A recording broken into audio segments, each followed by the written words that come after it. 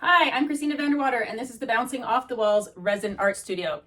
Another beginner video. Now, why in the world would I film one of those, right? When you can get all the information you need already on the internet. When I first started resin, which was actually only about 5 short years ago, I had no clue what I was doing. But I have been an artist my entire life, and I decided that I was going to just dive in with this new medium and I was going to experiment. I didn't want to do what everybody else was doing. I didn't actually watch any videos or try and get any information. I wanted to find out for myself. I'm not really an instructions person. I never read them. Sometimes that comes with making mistakes, but with mistakes also comes new ways of doing things. Some of the mistakes have turned out to be some pretty cool stuff.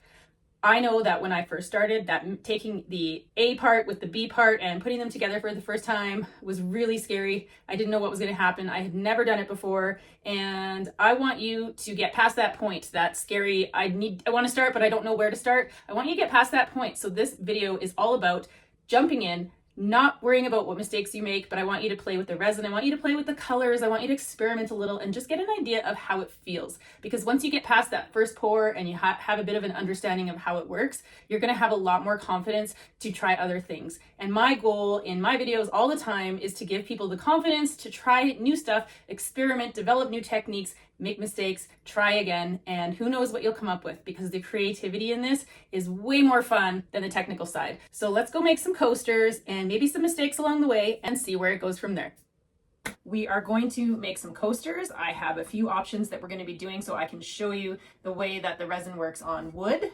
We've got some wooden coaster blanks and also in a mold because it does behave differently. We're going to play with color. We're going to do sort of a galaxy marbleized style of coaster just to keep it simple, but to also show you how the resin flows and moves and how it reacts with like a heat gun versus a torch and that sort of thing. I am attaching the supply list for this again. Not all of it is essential. You can choose to do just a wooden coaster. You can choose to do one in a mold only. When it comes to the wood blanks, Amazon has all kinds of wooden blanks you can choose. It doesn't even have to be round. You can get square ones. I've just cut these ones myself. So we're going to do wood coasters, mold coasters, and we're going to take them right from start to finish so you can get an idea of all of that. Expect this to be at least a 2-day project because we're going to work in layers and the first layer is going to need to cure. So you're also going to learn that, yep, this art requires a little bit of patience. We're not going to work with UV resin in this tutorial, mainly because I don't use it a whole lot and it's better for other things besides coasters. So for this beginner tutorial, we're going to do just these coasters, and then hopefully that's going to get you on the road to start trying some other things on your own. For this tutorial, I'm going to do 2 of each, 2 wooden coasters and 2 coasters in molds. The reason for this is because I want to show you more than one way to do things with each. That way you can choose what you want to do. You, of course, can do as many coasters as you like. You can do just wooden ones. You can do just ones in molds. It's entirely up to you. When it comes to prepping, you don't need to do a lot with the silicone molds. You just want to make sure that they're clean so you can run them under some soapy water and make sure they're dry before you work with them. You can buy some mold release spray. It just helps the molds last longer and can help your project pop out of there a little easier. Also not necessary. We're going to start with the wooden coasters, and we're going to do one with the Minwax paste, and we're going to do one with painter's tape. That way you can see how we do both. You can experiment with one or the other or both and figure out which way you prefer. For the Minwax finishing paste, you want to use a glove, and I just take a little bit on my finger. Sometimes there's big chunks in here, which I kind of like too. I end up using it almost like you're drawing with it, and you just want to go around the edges, rub some on. I actually don't mind with something the size of a coaster doing the entire back, because sometimes when you're spreading the resin on here, you will pick a piece up with your gloved hands and you end up getting resin on the backs. So if you want to cover the entire back with that Minwax, it's perfectly fine and actually makes things a little easier in the long run if you do. So you just want to give that a nice thin coat. It doesn't need to be thick at all. You're just trying to create a barrier between the resin and the wood. That's how you prep for the wood with the Minwax paste. And the next one we're going to do with the painter's tape. With the tape, because it's a coaster, we want the resin to come down on the sides. These sides are fairly thin anyway, so we only want to tape the back. The best way to do that for a circle, because obviously it's not just a square shape, is to just lay your tape. Probably made that piece too big, so we'll start that one in the middle. I hate wasting tape, so want to make sure we try and keep this the right size. And all we're trying to do is cover the back so that when the drips hit it, course, my coaster is just a little bit larger. So what I do in a situation like that, I have this extra here. Instead of taking more tape, we're just going to cover that part there. Same with the top. Obviously, the width of the tape you use is going to make a difference, but you just want to make sure the entire back is covered around the edges. Then you can flip this over and take an X-Acto knife and we'll cut around the circle. This method, of course, works really good for oddly shaped things as well. But if you are trying to keep the resin from the sides, you just tape the sides and keep it at that. So run that X-Acto knife around the edge of the tape. And you can just peel it off and it will be in the shape of the circle. I don't ever use tape, so even this is new for me. I prefer the Minwax paste, as I mentioned earlier. It's just so easy. And tape's not that cheap, actually. And 1 can of this Minwax paste actually lasts me probably, I would say, about 6 to 8 months, even more. It just depends on how much I'm creating, but it lasts for quite a long time. And I do quite a few pieces, so I prefer it. I find that it is financially more viable and it just works easier. So there's our tape done. The back is taped on there. So we have one taped version, we have one version with the Minwax paste, and we have our silicone molds. They are ready for resin. When you are planning on putting epoxy on top of wood, you need to seal the wood with something. If you don't, you're going to get a lot of air bubbles and they're going to continue to come out while the piece is curing. And oftentimes it's impossible to get rid of them all. That's just because there is air in the wood inside the particles and the grain of the wood. So you want to seal it. I use acrylic paint. I'm specifically just using an Americana acrylic paint. You can use any kind of acrylic paint. You can also use spray paint. I do that often when I'm making a lot of pieces at once. For this, I want you to get creative and do any colors you want. I'm going to do one of these black and one of these purple just because we're going to have fun. As I said, it's going to be sort of a galaxy style. Get creative. If you want to do a different color than purple or black, you go right ahead. I am not here to tell you what colors you should do, but if you're making the wooden coasters, you want to make sure that we're just sealing in the wood with a coat of paint. And it doesn't have to be perfect. We're going to be covering it with epoxy. I always do the edges as well, even though these edges were lasered, so that's why they're black. They've been burnt by the laser. I do tend to go over the edges as well, just so that it looks a little more uniform. And I'm not even going to clean my paintbrush. I'm going to go right into the black on this one. If it has some purple in it, well, that's just going to add a little bit of tone to it. You get creative. If you're doing more than one, you can do them all different colors. You can do a set and make them all the same. The choice is yours. Once your wood has been prepped and painted or sealed, you want to let it dry. We're not going to pour resin on wet acrylic, otherwise it actually comes up and blends in with the epoxy. So we want to let this thoroughly dry before we pour our layer of resin. For the molds, we don't need to do anything, so they can wait alongside their friends here. Before we start pouring, we need to prop our wooden coasters up on something. I am going to put parchment paper down for this tutorial because all of my silicone mats are in use right now. I'm also going to use these little plastic containers. These are my ones that I recycle all the time. They came from Good Food Box food meals that we got a while back, and I just reuse them all the time. They work really great for coasters because they just need something round to put up off of the surface. And the molds can actually just sit right on the surface. You don't need to put them up on anything. But for the wood ones, you want to make sure that you prop them up and that they're fairly level, because obviously you don't want all the resin going off one side or the other. So make sure that they are centered and level. So when it comes to color for this tutorial, the sky's the limit. We can use mica powders, we can use liquid paste, we can use glitter. I'm going to let you guys get creative and explore with that. There is also glow-in-the-dark pigments that you can add. We're not going to be limited by color here because color is the fun part. We can use iridescent ones, ghost colors. There's so many options, which is why I implore you to do more than 1 or 2 coasters so that you can kind of have fun and try different things with each one. However, we do want to plan what colors beforehand. You don't want to have your resin mixed and then suddenly you're not sure and you start running around scrambling trying to think, oh gosh, what colors do I want? So when I plan my pour, I think what colors are going to go into this and how many containers do I need? So I will take my colors and I will line them up beforehand so that I have a visual, and then I will put a container with each color and a stir stick with each color, and that way when I make my resin I can simply pour into each cup, add the colors that I need without having to think about it. Because if you have no idea what you're doing for color and you get that resin mixed, you're going to be scrambling for time. Even though a lot of the one-to-one resins give you a good working time, it's nice to not spend all that time running around trying to figure out where things are and trying to mix without knowing what direction you're going in. So try and have a plan ahead of time. Sometimes I will decide to add another color or something once I get going, and that's not a big deal, but for the basic colors in your piece, you want to have a good idea before you start mixing the resin. I would suggest you have a minimum of 3 colors. For these ones, I'm going to choose a black for the base for this one and one of these. I'm going to choose a purple for the base here and also one of these. And then I'm just going to pick some other colors. I've got a really nice blue, a hot sort of, well, this one's actually called liquid fire, which is really cool, and a white. Now the reason I've chosen a white is because I want to show you the difference between a mica pigment white, and we're also going to use a liquid white so you can see how they react. So I'm going to just stick to these colors here. What I do when I'm prepping is I will line them up kind of in the order I'm going to use them, and the amount, obviously I'm going to want more of the black, more of the purple, because they're going to be the bases for these, and then these are just going to be the highlight colors, so I'll line them up there. Then I will just put the mixing cups with each one so that I'm kind of prepared. I just need small ones for the little highlight colors because they're not going to be filling the whole coaster.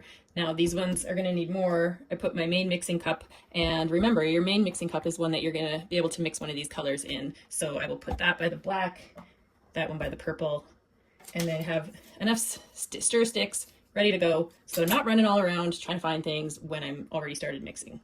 I also like to make sure I have more than one set of gloves ready to go here so that I can switch them off and grab them if I need to, as well as my timer. For me, that would be my phone. I'm using it to film this, so I'm not going to be showing it in the video, but I will put my phone, I will get my 5-minute timer ready because that's how long I'm going to mix my resin. Then I'm ready to go. I'm going to mix my resin in this reusable silicone cup. I wanted to show you that a lot of these cups, sometimes after a lot of use, you can't see the numbers on the side very well. So I will go in with a Sharpie marker and I will just sort of remark where the lines and the measurements are that I use. This sometimes fades again. It's a raised surface. It's hard to show on video. It is a raised surface, but the numbers fade and it makes it a little bit trickier to see. So I'll just take a Sharpie and do that. And that way I can measure again. Also, you'll find some of these cups after a lot of use get where you can't actually see through them to where the resin is. So sometimes I'll set up my phone with the flashlight behind it and then the light shines through and then you can actually see exactly where your resin is going to. Just a couple little tips there for these silicone cups that start to fade over time. Because I am making 4 coasters, 2 of those being in a mold, I'm going to do a full 8 ounces of resin, which is going to be too much. I can tell you that right now. It's going to be too much for these coasters, but I want to have enough to be able to show you guys some stuff. And also I don't mind having a little extra. I'll throw it into some of my other little heart molds and we'll be able to make some things that way. There, I've measured part A up to the 4 ounce mark, and then I'm going to put part B to the 8 ounce mark.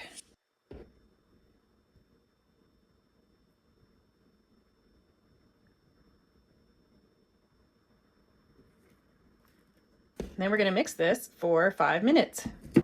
The amount of resin that you need is going to depend on how many coasters you decide to do. You can put some rice in a mold and figure out how much rice was in there, or water in a mold to measure. It's a little trickier for a surface. You don't need to go super thick with layers of resin. It is self-leveling and it will go across thin anyway, and you don't want to lose half of it to your table. So you actually need a little less than you think you do. I mentioned before, I am very famous for making too much resin, which is why I always like to have some little projects on the side that we can add the extra stuff to, because I don't like wasting it. Don't forget that as you're mixing, you want to make sure you're scraping the sides, scraping the stick. You'll find a lot of people say to measure your part A in 1 cup, then measure your part B in a 2nd cup, and then combine those together. I never do it that way because I find it wastes resin. You end up always leaving some in one of the cups. So I just mix it all in 1 cup. I can't say that there is any negative to doing it the way that I'm doing it. If you're wondering about the pink on here, it's because I'm reusing this popsicle stick. It's been used before. I let the resin cure and then I reuse it. So even though they're disposable popsicle sticks, you can reuse them too. And once they've been coated in resin, they actually end up producing less air, so less bubbles. So just a slow stir. You don't need to whip it. You don't need to go too fast. You just want to make sure it's thoroughly mixed, but you don't want to be adding air to it. Again, don't stress if there is some bubbles in here. There's always going to be some bubbles while you're mixing. They work themselves out. Your ultimate goal is clarity in the sense that you don't have striations in here and cloudiness. Some bubbles don't mean that it's not mixed properly. It's not mixed properly if it looks cloudy, or you can see streaks of the two parts that aren't mixed together.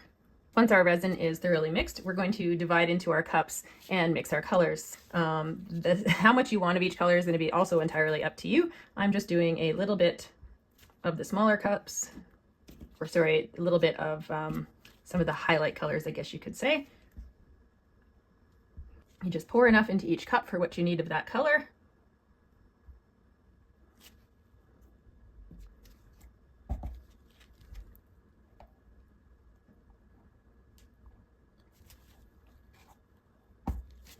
Now, I actually don't have any more of these little cups left right now, so I'm unfortunately using a big cup to mix the white liquid in, which I hate doing, but I don't have a choice at this time because I've used the other ones in other things. Sometimes it's just what happens. We have all our cups of resin divided up. Now we can add our color.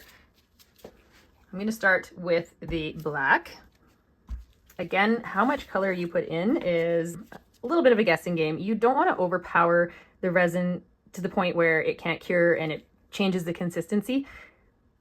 I find if you want really rich colors, you can put a lot. If you want some transparency so you can see through your item, then you don't need very much at all. It's a little bit of a play around and see game. How much you put in just depends on what you're going for your project. Keeping in mind, a mica pigment is going to have a little bit of a sheen to it. It's going to have some pearlescence as opposed to a liquid paste. You can see I have about 4 ounces of resin in here. As I said, I made too much for these coasters, but 4 ounces, and I put just a little bit in there. You can mix it in. And then what I do, if you're not sure if the color is right, because when you look in the container, it always looks like it's dark and it's colored, but if you lift it up and the part that drips, you can tell how much transparency is in there, or if you need to add more color. So you can kind of base it on that. If you think you need to add more, then you can go ahead and add more. If you're happy with how it is, then you can move on to the next color. We're going to do purple next. I'm going to put approximately that much, and in this cup I think I have about 2 ounces of resin, a little less.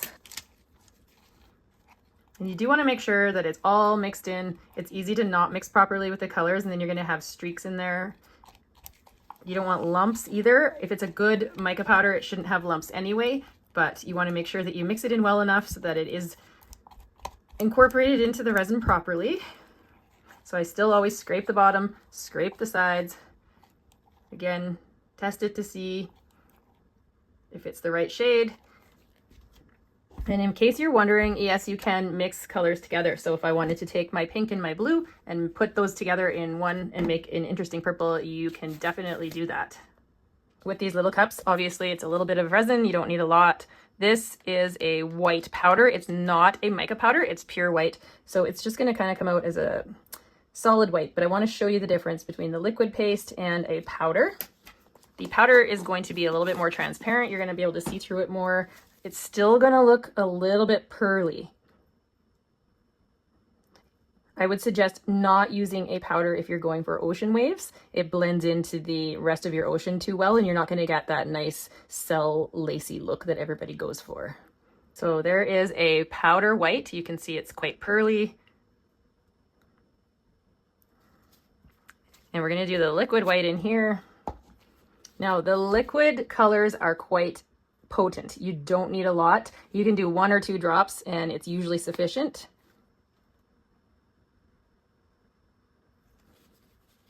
And if you're going for a pure color, you want a liquid color because it's going to go a nice solid. You're not going to get that pearl sort of look to it. It's going to just be a nice solid white. As you can see here, it definitely looks more like just milk, maybe you could say, as opposed to the white beside it here that looks more off-white, a little bit more pearly. You can definitely see the differences, and that's why if you're doing oceans and you want that nice wave, you want a liquid color like this for the ocean wave part. Next up, I'm going to do a little bit of this blue. Don't need very much at all. If you're mixing in a little cup, Don't go too fast. You'll send your powder flying everywhere. Don't ask me how I know. Honestly, you're never going to do this craft without making some mess or mistakes or spillage at some point. It is inevitable. This color is really cool. This is one from Black Diamond. It is called Liquid Fire, and it looks very pink, but when it goes into the resin, it actually kind of almost has a color shift quality about it. Use about that much. It tends to shift to almost a purpley color. Like a pink purple, depending on which angle you see it or how the light hits it. It's very pretty. Once you get into shopping for colors, you can get out of control because there is a lot of fun ones out there. We have all our colors mixed. Now we're gonna pour. We're gonna start with the molds, just simply because it's the easiest one to start with. You don't have to pour just purple in one and black in the other, or whatever colors you chose. You can actually mix those colors as well, but keep in mind that how you pour it in, if you're mixing colors, is how it's going to form in the mold. I'm gonna keep things simple. We're gonna do purple in one and black in the other. When you are filling a mold, you can leave some space at the top if you plan on doing more layers. And also, because we're going to be adding other colors onto this, we don't want to fill right to the top and then end up overflowing it. So I generally let that sit a minute. It will fill out. We'll do the same over here with black.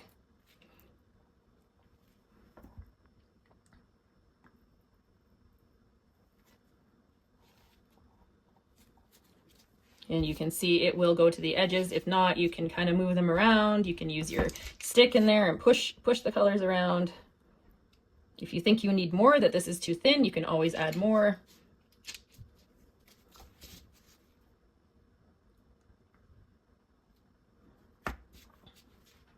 And we will put those to the side for now while we do the wooden ones. Now, once I pour these right here, I'm not gonna be able to, well, I might be able to move them if I move them here, but you're not gonna be able to move these around. So keep in mind where you're pouring, because once you've poured, it's gonna stay where you've poured it until it's cured and you can move it. So we are gonna move these up a little bit because I wanna be able to have room to show you the coasters as, whoops, that one's stuck to the paper. I wanna have room to show you the mold ones. So we're gonna move these up a little so I can fit those molds in here. And I am going to probably pour the rest of the purple right on top of the purple one. Now, coasters are pretty easy. You don't have to go super thick. You can keep it fairly thin because, like I said, it's going to thin out anyway and come up and over the edges. Now, you can use a stick and spread it out.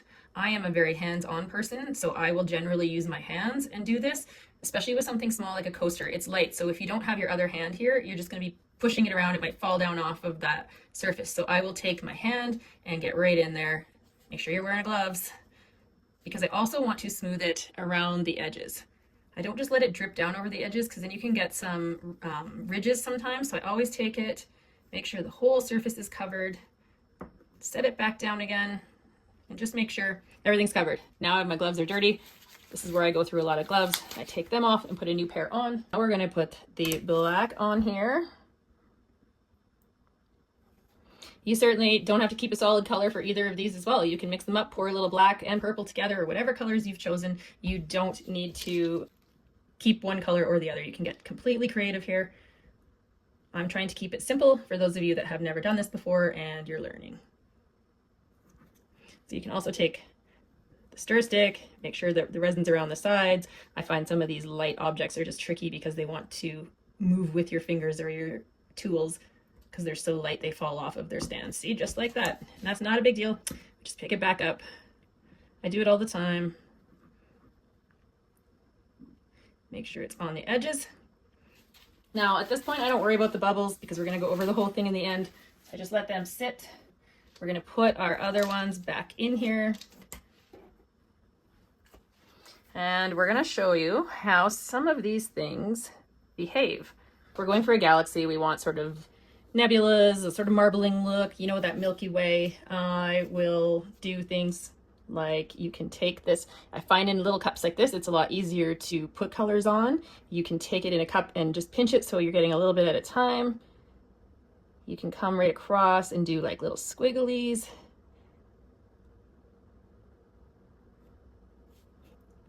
You can do swirls or just blobs. We're just gonna have some fun just so you can see how colors blend and mix. Another way to apply is with a stick, and you can take your stir stick You can see lighting in here is horrible for that.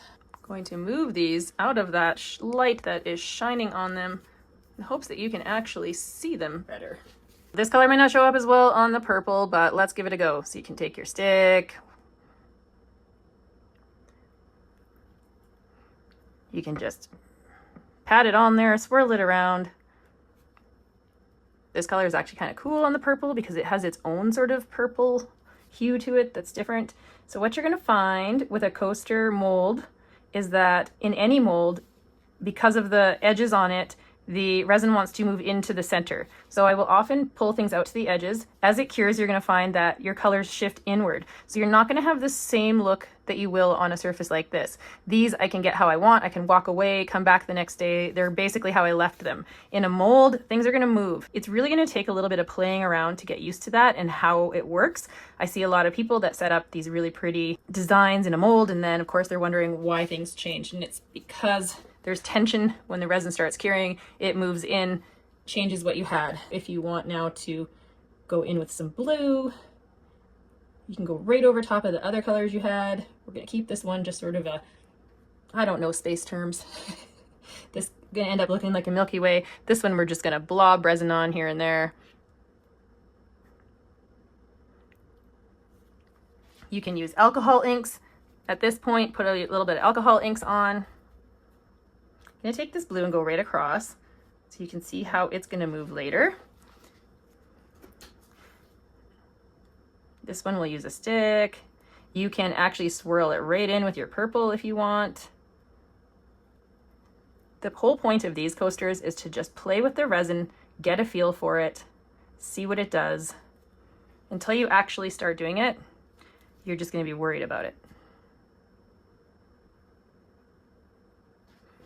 A little bit blue over here. And now we have our two whites. I'm going to do the powder white on the purple coaster and the solid white on the black. I think I will do the opposite for the molds just so you can see. So this one we're going to come across. I don't know. I have no design in mind, so we're just making it up as we go. Go right over top of some of those other colors, because once we get our heat gun in here, you'll see how things change. I have a little speck of something that fell in there while I'm filming. Do not stress when that happens. You can use a wooden toothpick or a little tool like this and just scoop it out. Okay, we're gonna go right across the same blue design with this one. Same idea.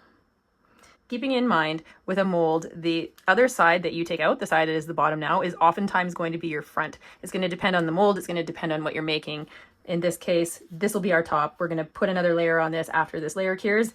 We're going to take it out of the mold and put that other layer on. So we're going to focus working this way, but you oftentimes have to reverse your mind and think about how the front of the mold or the bottom of the mold is actually going to be the top of your piece. There's a lot of molds that are backwards, so it can get a little tricky. That's why we're going to start simple here. Here is the paste white. We're going to go across this design in the same kind of way. You can see how white that is. I'm going to keep it just like that. And in this purple one, maybe we'll try something different. Little swirls, maybe.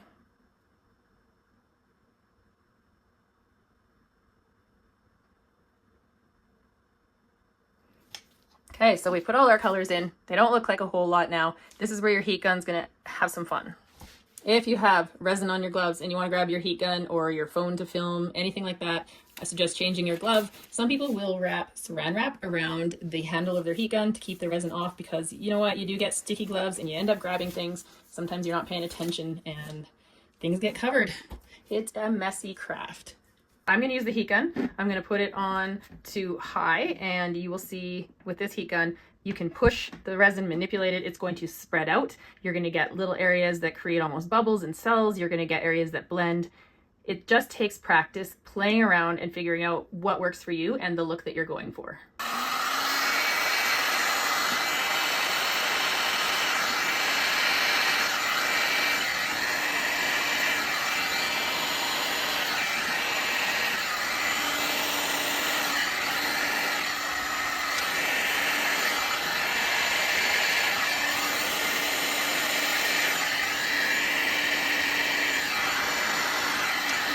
Now, you don't want to hold the heat gun in one spot too long. You can burn the resin. When that happens, it will start to almost flash cure. So you'll start to get some areas that almost harden up. and they become chunky in there, you will know because they will start to smoke and you will smell it. So a little hit from the heat gun, and then as you leave this, things are still going to blend. You can see in this one the difference between that liquid paste and this one with the powder color for the white.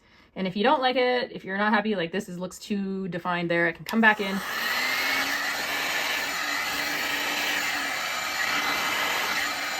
Hit it again. Essentially, the ripples that you make with the heat gun are what's going to create the movement and the motion in here.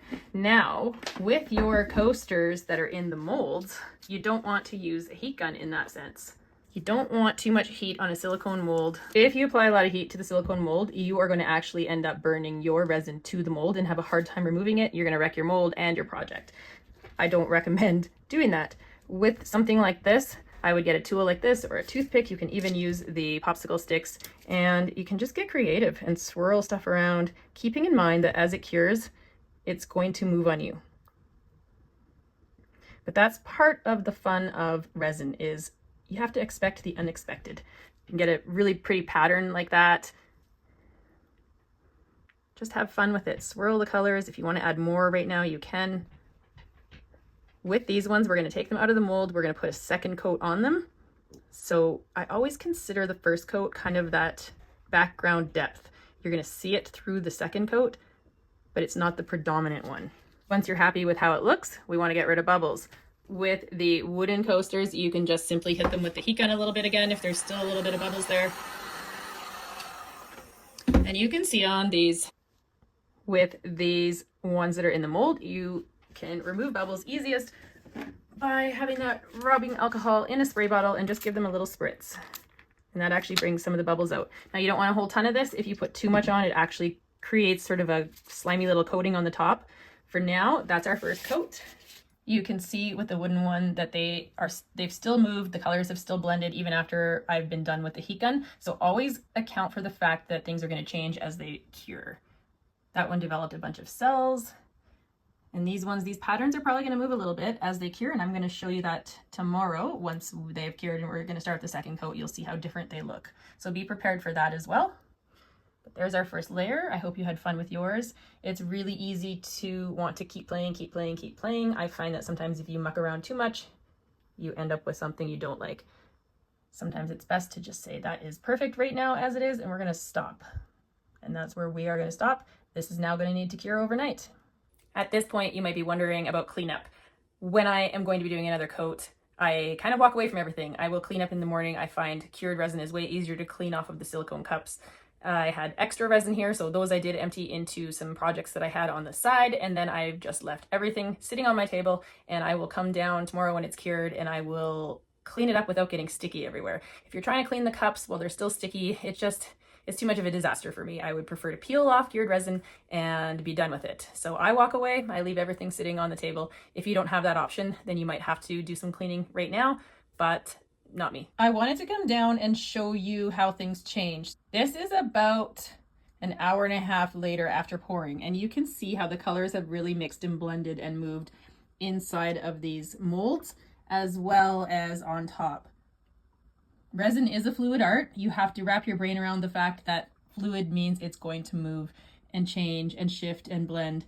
Now, the white pigment mixed in with this came out really cool if we're doing a galaxy marbling type look. You can see the difference just with different colors, different ways that you put the resin down. It's also good to come back a couple hours later. You can see if I angle this in the light that there's a little bit of bubbles. At this point, you can come down and throw the torch over some things again. Check to see if any lint has fallen in here if you didn't cover your pieces, because now is the time that you could take a little toothpick and pull out the lint. Or you can just leave it because we are going to be doing another coat, so I don't worry too much about lint and stuff in the first layer because it's not going to matter. We're covering this with another layer after this fully cures.